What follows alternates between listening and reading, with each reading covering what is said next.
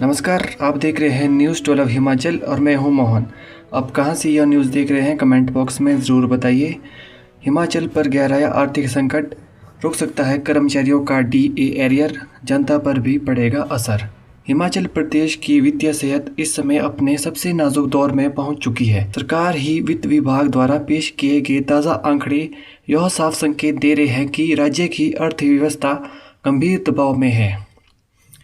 सुक्खू सरकार का आर्थिक संकट। हालात ऐसे बन चुके हैं कि सरकार के सामने न केवल कर्मचारियों, पेंशनरों की देनदारियां चुकाना चुनौती है, बल्कि विकास, कल्याणकारी योजनाओं और नीतिगत फैसले भी सीधे तौर पर प्रभावित हो रहे हैं। आर्थिक संकट अब सिर्फ चेतावनी नहीं, बल्कि रोजमर्रा के प्रशासनिक फैसलों में साफ झलकने लगा है। प्रदेश सरकार की माली हालत का सबसे बड़ा असर सरकारी कर्मचारियों और पेंशनरों पर पड़ता दिखाई दे रहा है। सुक्खू सरकार ने यह स्वीकार कर लिया है कि मौजूदा परिस्थितियों में महंगाई भत्ता, डीए और उसके एरियर का भुगतान करना संभव नहीं है। क्या कहते हैं आंकड़े? आंकड़ों के अनुसार वेतन और पेंशन संशोधन से जुड़ी देनदारियां करीब 8,500 करोड़ रुपए तक पहुंच चुकी है, जबकि डीए और डीआर की एरियर का बोझ लगभग 5,000 करोड़ रुपए का है।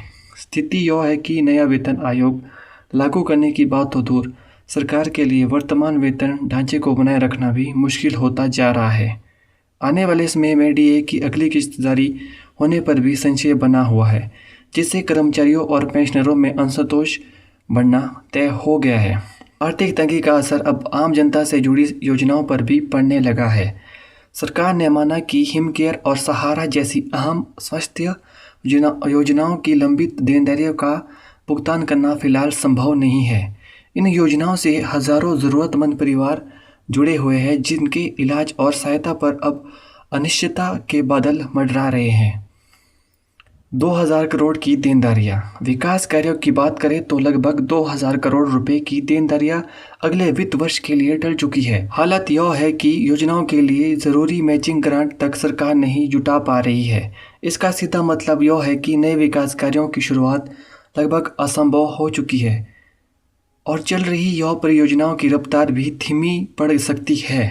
राज्य की आर्थिक कमजोरी अब सरकार की नीतिगत और कानूनी को भी प्रभावित कर रही है। विभिन्न अदालतों के आदेशों के तहत सरकार को करीब 1,000 करोड़ रुपए का भुगतान करना है, लेकिन मौजूदा वित्तीय स्थिति यह राशि देने में भी सरकार के लिए चुनौती बनी हुई है। बंद हो सकती है सब्सिडी। इन हालातों को देखते हुए सरकार को सब्सिडी पर पुनर्विचार जैसे कड़े फैसले की ओर बढ़ना पड़ सकता है। संकेत मिल रहे हैं कि कई प्रकार की सब्सिडी या तो सीमित की जा सकती है या फिर पूरी तरह से बंद हो सकती है। इसके साथ ही बढ़ते वित्तीय बोझ के चलते यूनिफाइड पेंशन स्कीम यूपीएएस पर भी दोबारा गंभीरता से विचार करना पड़ सकता है। आने वाले समय की तस्वीर और भी चिंताजनक नजर आ रही है।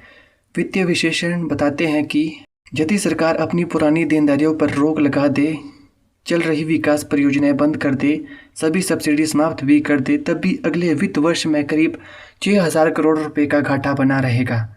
समस्या सिर्फ खर्चों की नहीं, यह आंकड़ा इस बात की ओर इशारा करता है कि समस्या सिर्फ खर्चों की नहीं, बल्कि राज्य की आय और वित्तीय ढांचे से जुड़ी गहरी मौजूदा हालत में भी सरकार के सामने सबसे बड़ी चुनौती यही होगी कि वह इस आर्थिक प्रदेश को कैसे बाहर निकालती है, ताकि प्रशासन, विकास और जल कल्याण की गाड़ी पटरी पर लौट सके। आपका इस पर क्या विचार है? कमेंट बॉक्स में ज़रूर बताइए। धन्यवाद।